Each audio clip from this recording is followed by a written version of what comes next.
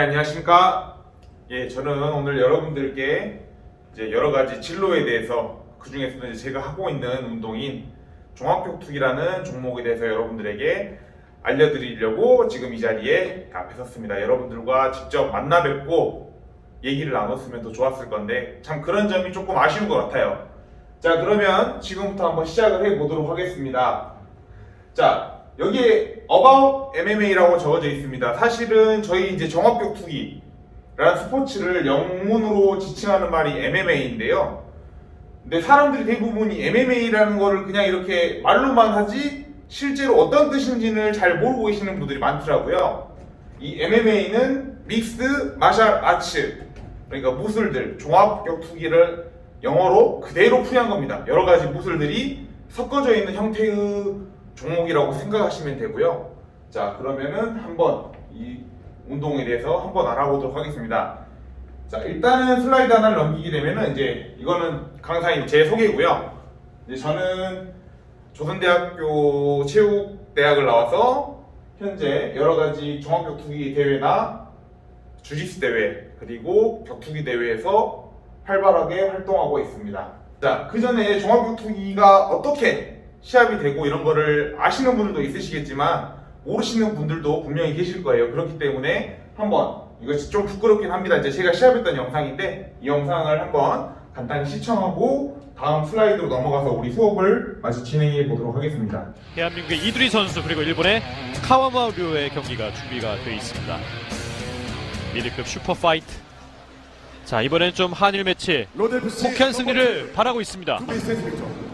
체중 84.3kg 대한민국 대구 MMA 이두희 청코너의 대한민국의 이두리. 자, 가드 펀치. 적중시키는 펀치의 감이라고 해야 될까, 손맛 이런 부분이 좋은 선수이기 때문에 사실은 분명히 이길 수 있다고 서로 얘기는 했는데 역시 또 생각한 대로 쉽지는 않네요. 그렇죠. 이승윤 해설에 보시기에 그래도 이두리 선수가 후반 들어서는 적중률이 많이 높아졌잖아요. 네네네. 아무래도 이제 카와무라류 선수가 좀 이렇게 라이트! 좋습니다. 레프트 한명! 이두리! 좋습니다. 자, 확실히 적중도가 많이 높아지고 있는 이두리 선수. 네. 자, 다시 한번. 자, 레프트 한면 다시 그러나 응수하는 이두리! 라이트! 자, 위에 어느 한 선수가 위에 있는 것을 파악할 수 없을 정도로. 네, 라이트 제대로 들어갔고요. 라이트 레프트까지. 네, 다시 한번 라이트. 좀 지금 가드를 올려야 되는 이두리 선수인데요. 바디 데미지가 있습니다. 바디 이두리 선수. 라이트! 공격하는 이두리입니다. 좋습니다. 라이트 다시 한면. 자, 이두리 조심해야겠죠. 선수도 네. 안면을 계속 허용하면서 양 선수가 난타전. 라이트! 지금 레프트 다시 허용하는. 자, 마지막 얼마 안 남았습니다. 양 선수 큰 박수를 받으면서 난타전. 좋아요. 네. 라이트! 멋집니다. 네. 라이트 대단하네요. 한면. 이 공격으로 폭을 맞추는 카와무라. 이제 정신적 싸움이에요.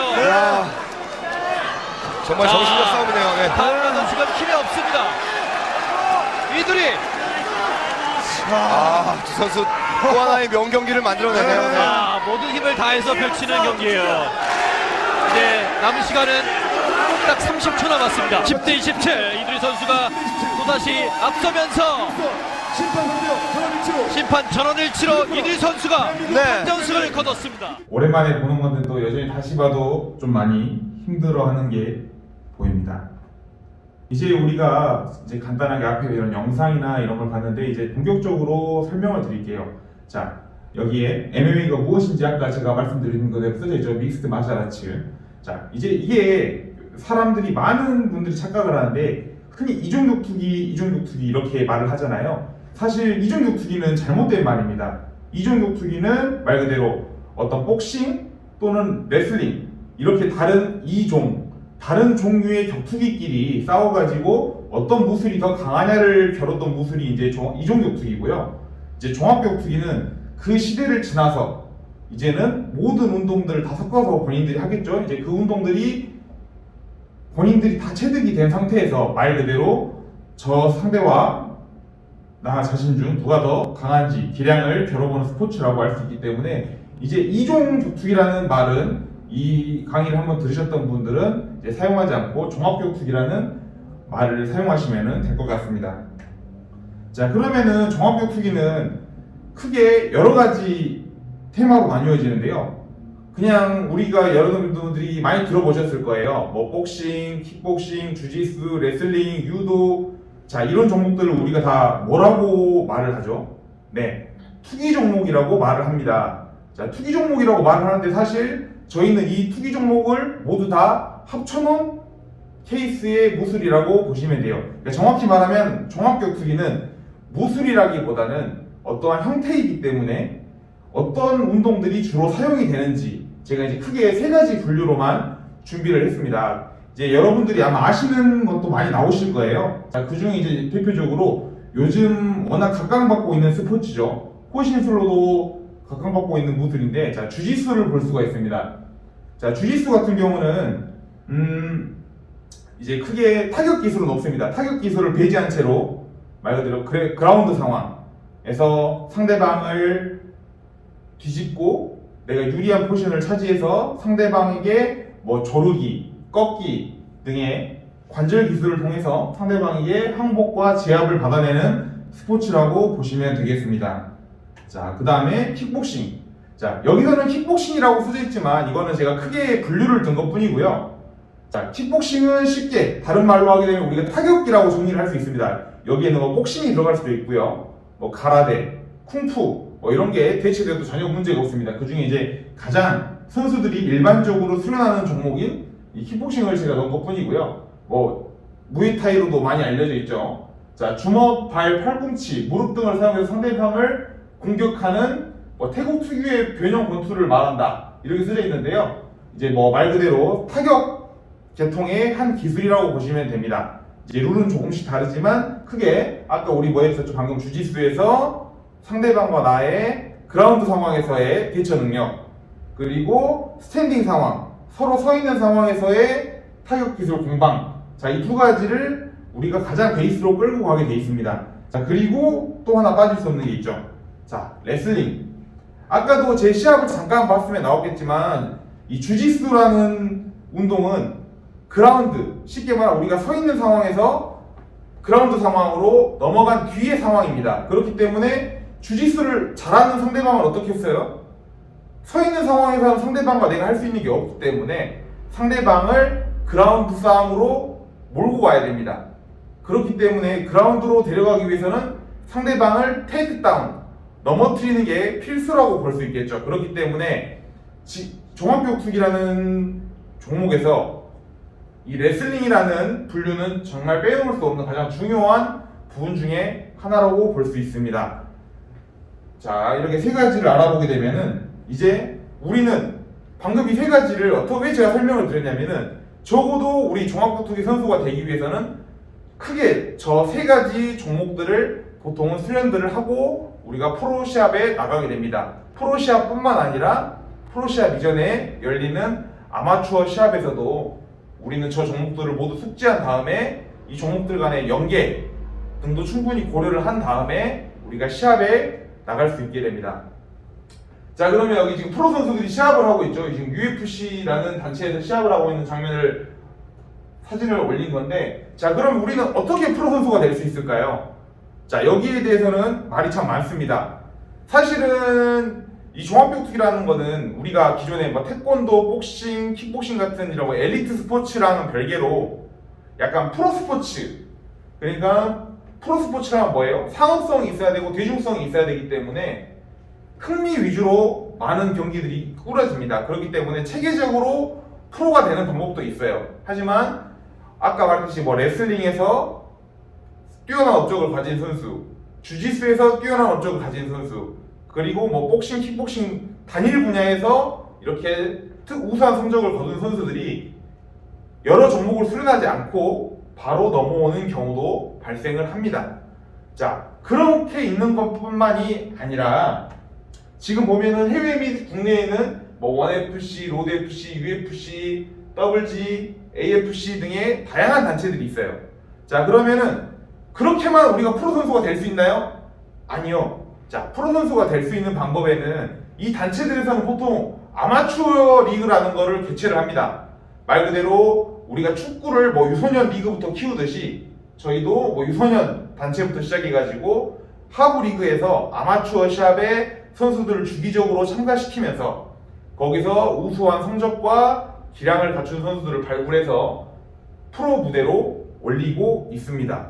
자, 그러면 물론 사실은 여러분들이 아실 거예요. UFC라는 단체는 워낙 유명한 단체이기 때문에 아실 거예요. 자, 그러면 이 단체가 뭐 종목이 다르냐 이런 질문들을 저한테 많이 던지시는데, 여기서 추구하는 거, 여기서 실시하는 시합들은 전부 다 하나입니다. 종합격투기고요. 뭐 UFC나 로드 FC는 종목 이름이 아니라 그 종합격투기 시합을 주최하는 대회사 이름이라고 볼 수 있습니다. 그 중에 이제 우리가 익히 알고 있는 UFC 같은 경우를 그 종합격투기 대회의 메이저 스포츠, 메이저 대회사라고 하고요. 이제 여기를 가기 위해서 다른 중소 단체들에서 수많은 노력과 실력 그리고 이런 경쟁을 통해서 우수한 성적을 갖춘 다음에 이런 좀 더 큰, 내가 아무래도 선수로서의 역량을 더 보여줄 수 있는 큰 무대로 진출하는 경우도 많이 있습니다. 자, 그러면은 사실 종합격투기 선수를 우리가 진로로 평가했을 때 선수 생활은 정말 짧잖아요. 선수 생활은 짧기 때문에 그 이후의 활동들, 그리고 어떤 활동들을 할 수 있는지에 대해서 우리는 충분히 알아둬야 됩니다. 자, 요즘은 저희가 예전 같은 경우에는 이 격투기라는 컨텐츠를 가지고 할 수 있는 게 너무 극히 한정적이었습니다. 예를 들어 내가 체육관에 나가서 체육관 지도자를 하거나 선수를 하거나 선수가 끝난 이후의 활동이 사실 지도자 이외의 길은 많이 없었어요. 하지만 요즘은 이런 대중들의 관심이 워낙 높아졌기 때문에 여러분들이 여기 앞에서 뭐 AC를 들어서 몇 개 채널만 제가 뽑아왔는데요. 이런 채널들처럼 내가 격투기라는 컨텐츠를 통해서 사람들과 소통하면서 나의 인지도도 쌓고, 그리고 부가적으로 이렇게 상업 활동을 하면서 나의 가치 창출을 하면 물론 수익도 부가적으로 만들 수 있다는 것은 큰 장점인 것 같습니다. 자, 그리고 이제 이런 부가적인 활동들을 떠나서요. 사실은 제가 이제 이건 제 바람이기도 합니다. 자, 뒤에 어떤 활동들을 할 수 있느냐에 대해서 저는 이제 지도자라는 거에 사실은 크게 여러분들한테 이 직업을 희망하는 선수들, 이 직업을 희망하는 선수들은 아니죠. 이 직업을 희망하고 관심이 있는 학생들, 또는 이 직업을 이미 선택했지만 그 뒤에 어떻게 나아가야 할지를 고민하고 있는 선수들에게는 꼭 이런 말들을 해주고 싶습니다. 사실 우리가 알고 있는 기존의 지도자는 여기였어요. 여기 체육관. 물론 이 체육관 지도자가 나쁜 게 아닙니다. 하지만 우리가 체육관 지도자가 선택이 아니라 필수로 이것밖에 할 수 없다 그러면 그건 조금 슬프지 않을까요? 자, 그렇기 때문에 체육관에서 지도를 하면 물론, 자, 제가 옆에서 이렇게 수업을 하는 모습을 하나 했는데요. 자, 요즘은 종합격투기나 이런 종합격투기의 세부 항목들이 조금 더 대중화되고 인기를 끌면서 이렇게 대학교에서도 이러한 수업과 그리고 이런 개설되는 과가 생기고 있습니다. 그렇기 때문에 저희 이제 기존의 1세대 종합격투기 선수들이 그것을 바탕으로 후학 양성을 위해서 이렇게 강단에 서가지고 강의를 하기도 하고요. 그리고 저 역시 지금 마찬가지로 좀 더 많은 공부를 하기 위해서 지금 대학원에 다니고 있습니다. 자, 제가 항상 아쉬웠던 거는 운동을 한다고 해서 이런 이론적인 내용들을 무시하다 보면은 어느새 순간 정체되어 있는 본인을 발견하게 됩니다. 그렇기 때문에 실무적인 기술과 그리고 이론적인 지식을 모두 두루 갖춘 상태에서 저렇게 강단에 서서 지도를 할 수 있는 방법도 있지만, 그리고 그런 이론적인 지식을 바탕으로 했을 때도 체육관을 우리가 운영한다면 체육관도 훨씬 더 효율적으로 나의 제자들에게 좀 더 여러분들이 훌륭한 지도를 할 수 있을 거라고 저는 믿어 의심치를 않습니다. 대부분 사실은 이런 체육관밖에 할 게 없다라는 게 우리가 몇 년 전, 한 10년 전만 해도 압도적인 인식이었어요. 그렇기 때문에 많은 사람들이 반대를 했죠.